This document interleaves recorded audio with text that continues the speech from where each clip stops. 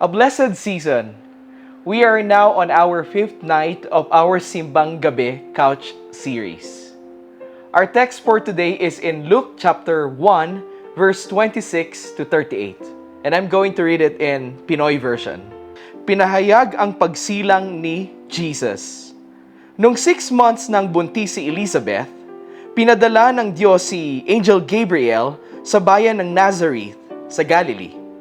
May dala siyang mensahe para sa birheng si Mary na nakatakdang ikasal kay Joseph, isang lalaki na kabilang sa lahi ni David. Lumapit ang angel sa dalaga saka sinabi, "Mary, sobrang pinagpala ka, kasama mo ang Panginoon." Naguluhan si Mary.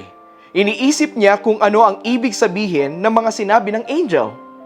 "Huwag kang matakot, Mary, dahil pinagpala ka ng Diyos," sabi ng angel. "Magbubuntis ka at manganganak ng isang batang lalaki. Jesus ang ipapangalan mo sa kanya. Magiging dakila siya at tatawagin siyang anak ng kataas-taasang Diyos. Gagawin siyang hari at ibibigay sa kanya ng Panginoong Diyos ang trono ng ancestor niyang si David. Forever siyang maghahari sa buong lahi ni Jacob at hindi matatapos ang paghahari niya." Tinanong ni Mary ang angel, "Paano po mangyayari ito? Wala pa po akong asawa." Sumagot ang angel, "Dadating ang Holy Spirit para i-cover ka ng kapangyarihan ng Diyos. Kaya banal ang batang ipapanganak mo at tatawagin siyang anak ng Diyos. Ang kamag-anak mong si Elizabeth, di ba? Hindi siya magkaanak? Pero ngayon 6 months na siyang buntis. Kahit matanda na siya, dahil walang imposible sa Diyos." Sinabi ni Mary, "Alipin po ako ng Panginoon. Mangyari sana sa akin ang lahat ng sinabi mo."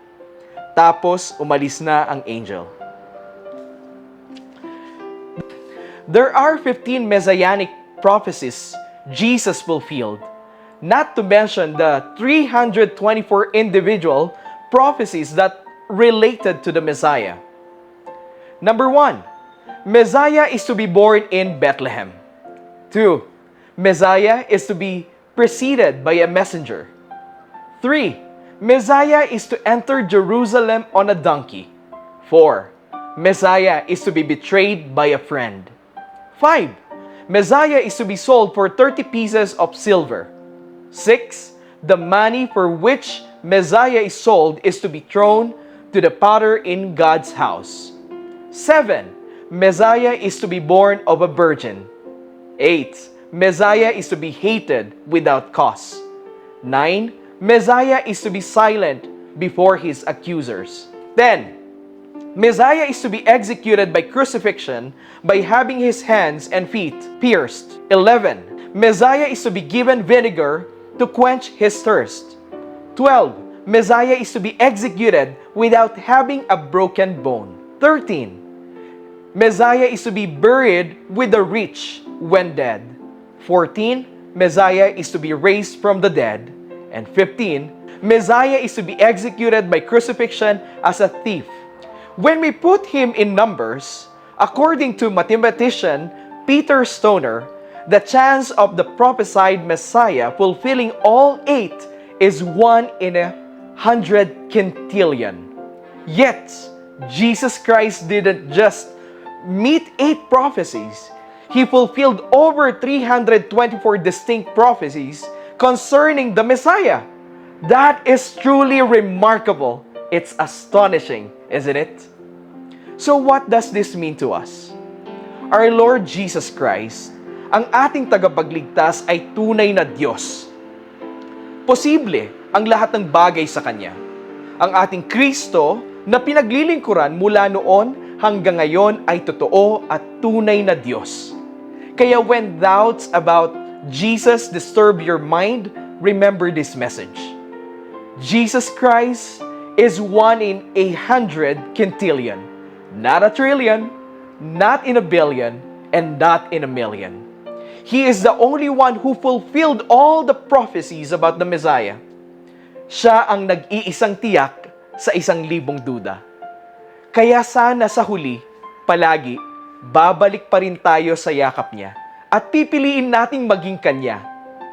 Yes, mahirap ang maging Christian sa isang mundong pilit na binabalot ng dilim. Pero sana, kahit mahirap ay magpapatuloy tayo in making Christ known to everyone. Makita nawa ng lahat ang liwanag na dulot ni Kristo sa ating mga buhay. Magagawa natin iyon sa tulong ng banal na Espiritu ng Diyos. My beloved brothers and sisters in the Lord, ngayong nasa mga huling araw na tayo at nalalapit na ang kanyang muling pagbabalik, I urge you to remain steadfast in Jesus Christ. Follow His teachings, love and forgive one another, repent, for the kingdom of heaven is near, and above all, love Him with all your heart, soul, mind, and strength. Jesus Christ is the promised and prophesied Messiah. I hope this message touched and warmed your hearts.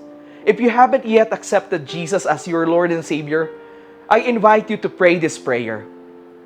Let's pray.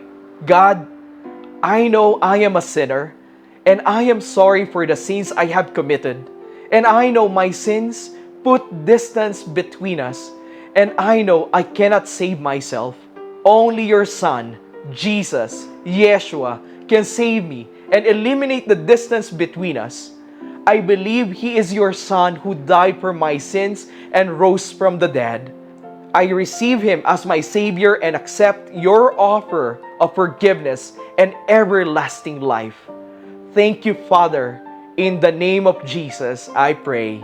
Amen. And now, you are a new creation. At pwede mo nang sabihin, Hello Lord, follower mo na po ako.